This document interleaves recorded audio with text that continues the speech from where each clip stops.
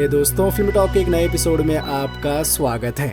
सबसे पहली और बड़ी खबर यह है कि ध्रुव सरजा की much awaited film KD the devil का टीजर आ गया है। मच अवेटेड इसलिए क्योंकि मार्टिन को देखने के बाद लोग इस फिल्म का काफी ज्यादा इंतजार कर रहे हैं और देखना चाहते हैं कि केडी द डेविल में सुपरस्टार ध्रुव सरजा की एक्टिंग कैसी होती है। वैसे टीजर को देखकर लग रहा है कि इस फिल्म में उनकी एक्टिंग मार्टिन से भी काफी तगड़ी होगी।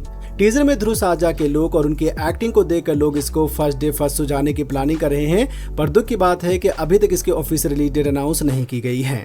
केडी द डेविल एक पीरियड गैंगस्टर ड्रामा फिल्म होगी जो 1970 के बेंगलुरु में सेट होगी।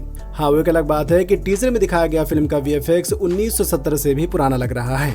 वही बात है कि जब से केजीएफ आई है, साउथ की काफी सारी फिल्में ऐसे ही डार्क बैकग्राउंड में बनाई गई हैं। संजय दत्त एक बार फिर से विलन का रोल कर रहे हैं जो ध्रुव सरजा से थोड़े अच्छे लग रहे हैं। कहानी को अभी रिवील नहीं किया गया है, लेकिन टीजर के हिसाब से ये दोनों एक दूसरे को मारना चाहते हैं। तो देखते हैं केडी द डेविल की कहानी कैसी होती है। टीजर को सभी 5 भाषाओं में रिलीज किया गया है, तो ये फिल्म कन्नड़ के साथ तमिल, तेलुगु, मलयालम और हिंदी में भी रिलीज होगी। तो आप केडी द डेविल के टीजर के बारे में क्या कहना चाहेंगे, हमें कमेंट में जरूर बताएं। कंप्लेंट लिखाने आया हूँ साहब, लिखो। सर मिला है, बॉडी नहीं। दूसरी बड़ी खबर यह है कि अल्लू अर्जुन और रश्मिका मंदाना की जोड़ी एटली कुमार की फिल्म में भी देखने को मिलेगी। जी हाँ, अल्लू अर्जुन और रश्मिका मंदाना की जोड़ी तेलुगु इंडस्ट्री की सबसे ब्लॉकबस्टर जोड़ी होने जा रही है, जहां अब ये दोनों एटली कुमार की फिल्म में भी नजर आएंगे। तो रश्मिका मंदाना के साथ एटली कुमार की फिल्म में 4 एक्ट्रेस का नाम कन्फर्म हो गया है। दीपिका पादुकोण, जानवी कपूर, मृणाल ठाकुर और रश्मिका मंदाना। अल्लू अर्जुन इस फिल्म में डबल या फिर ट्रिपल रोल में होंगे, तो देखना होगा कि इन 4 एक्ट्रेस का रोल कैसा होता है।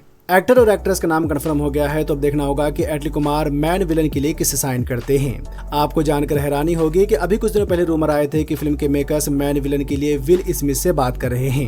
देखो, आज के टाइम इंडियन सिनेमा में कुछ भी हो सकता है, क्योंकि अब इंडियन सिनेमा काफी आगे निकल रहा है। तो देखना होगा कि अल्लू अर्जुन की फिल्म का मैन विलन कौन होता है। शूटिंग स्टार्ट हो गई है, तो ये फिल्म हमें 2026 एंड या फिर मिड 2027 में देखने को मिलेगी। अगर आप बागी 4 का इंतजार कर रहे हैं, तो आपको जानकर खुशी होगी कि बागी 4 की शूटिंग कंप्लीट हो गई है। कल टाइगर श्रॉफ ने अपने सोशल मीडिया पर यह फोटो शेयर किया है, जिसमें आप उसकी 8-10 पैक वाली बॉडी को देख सकते हैं। सच कहूं तो टाइगर श्रॉफ की बॉडी और उसके एक्शन से लोग इतना परेशान हो गए हैं कि अब वो इसे देखना ही नहीं चाहते हैं। लेकिन वो टाइगर श्रॉफ है और वो अपनी बॉडी ना दिखाए, ऐसा कैसे हो सकता है। टाइगर श्रॉफ की इस फोटो को देखकर इतना तो कह सकते हैं कि बागी 4 में भी हमें वही बंदर के उछल कूद वाले एक्शन सीक्वेंस देखने को मिलेंगे। मुझे बागी 4 से बिल्कुल भी उम्मीद नहीं है, लेकिन फिर भी देखते हैं कि इसका टीजर ट्रेलर कैसा होता है और ये फिल्म बॉक्स ऑफिस पर कैसी जाती है। धनुष की अनटाइटल फिल्म D54 की शूटिंग स्टार्ट हो गई है। यहाँ पर D54 का एक पोस्टर शेयर किया गया है, जिसमें आप धनुष को जले हुए खेत के बीच उदास खड़े हुए देख सकते हैं। बताया जा रहा है कि फिल्म की कहानी कैसे फार्मर के इर्द गिर्द घूमती हुई नजर आएगी, जो अपनी जमीन खोने के बाद काफी निर्दय हो जाता है।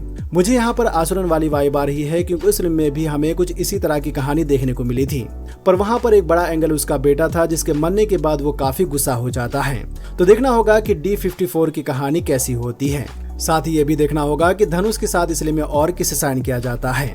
शूटिंग स्टार्ट हो गई है, तो ये फिल्म हमें 2026 के शुरू में देखने को मिलेगी। कार्तिक की 29वीं फिल्म का टाइटल कंफर्म हो गया है, जिसका नाम होगा मार्शल। मार्शल एक पीरियड एक्शन ड्रामा फिल्म होगी, जिसकी कहानी स्मगलिंग के इर्द गिर्द घूमती हुई नजर आएगी। कहानी 1960 के दौर में रामेश्वरम में सेट होगी, जिसमें कार्तिक एक पावरफुल रोल में नजर आएंगे। यहाँ पर मार्शल फिल्म का एक पोस्टर शेयर किया गया है, जिसमें आप 1960 के दौर के रामेश्वरम तट को देख सकते हैं। मार्शल फिल्म को आज लॉन्च कर दिया गया है, जिसे तमिल डायरेक्ट करेंगे। तो देखते हैं मार्शल फिल्म के बाकी कलाकारों की अपडेट कब तक आती है और फिल्म की ऑफिशियल रिलीज डेट क्या होती है।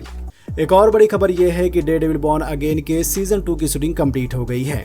डेयरडेविल के दोनों सीजन को साथ में शूट किया जा रहा था, जिसका पहला सीजन मार्च के महीने में आया था, जिसमें हमें टोटल 9 एपिसोड देखने को मिले थे। तो अब सीजन 2 की शूटिंग कंप्लीट हो गई है और जैसा कि कहा गया है, तो सीजन 2 मार्च 2026 में देखने को मिलेगी। सीजन 1 में 9 एपिसोड थे, लेकिन सीजन 2 में 8 एपिसोड होंगे। सीजन 2 में जेसिका जोन्स की वापसी हो रही है, जो डेयरडेविल की मदद करेगी। तो मेयर बनने के बाद किंगपिन क्या करता है और किस तरह से डेयरडेविल और जेसिका जोन्स किंगपिन का सामना करते हैं। पहला सीजन काफी अच्छा गया था, तो अब देखते हैं कि सीजन 2 की कहानी कैसी होती है। अभी कुछ दिनों पहले डायरेक्टर जेम्स गन ने गोडजिला -1 के डायरेक्टर तकाशी यामाजाकी की काफी तारीफ की थी और उन्हें डीसी स्टूडियो में आने के लिए इनवाइट किया था। तो खबरों की मानी तो तकाशी यामाजाकी बहुत जल्द डीसी स्टूडियो जाने वाले हैं, जहां वो जेम्स गन से मुलाकात करेंगे। खबरों की माने तो जेम्स गन तकाशी यामाजाकी से अपने डीसी यूनिवर्स में एक बड़ी फिल्म को डायरेक्ट करने के लिए बात करने वाले हैं। जैसा कि जेम्स गन डीसी यूनिवर्स को दोबारा से क्रिएट कर रहे हैं, तो वो इस यूनिवर्स में कुछ ऐसे डायरेक्टर को साइन करने वाले हैं जिनका डायरेक्शन काफी अलग हो। गॉडजिला -1 के बाद तकाशी यामाज़ाकी इसकी सीक्वल और एक हॉलीवुड फिल्म को डायरेक्ट करेंगे। तो अब देखते हैं कि जेम्स गन से उनकी मुलाकात किस बारे में होती है।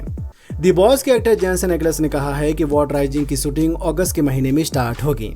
वॉट राइजिंग द बॉयज की प्रीक्वल होगी, जिसकी कहानी 1950 के दशक के एक मर्डर मिस्ट्री के इर्द गिर्द घूमती हुई नजर आएगी। इस सीरीज में सोल्जर बॉय और स्टॉर्म फ्रंट का कैरेक्टर लीड रोल में होगा और सीरीज की कहानी इन्हीं दोनों के ऊपर फोकस करेगी। शूटिंग अगस्त के महीने में स्टार्ट होगी, तो ये सीरीज मिड 2027 में देखने को मिलेगी। यानी कि the boys spin of January season 2 सितंबर 2025 में, द बॉयज का 5वां और फाइनल सीजन मिड 2026 में और द बॉयज की प्रीक्वल वॉट राइजिंग मिड 2027 में देखने को मिलेगी। तो आप द बॉयज के यूनिवर्स के बारे में क्या कहना चाहेंगे, हमें कमेंट में जरूर बताएं। वीडियो को लाइक करें, अपने दोस्तों के साथ भी फेसबुक, व्हाट्सएप, ट्विटर पर जरूर शेयर करें और चैनल को सब्सक्राइब करना तो बिल्कुल ना भूलें। धन्यवाद।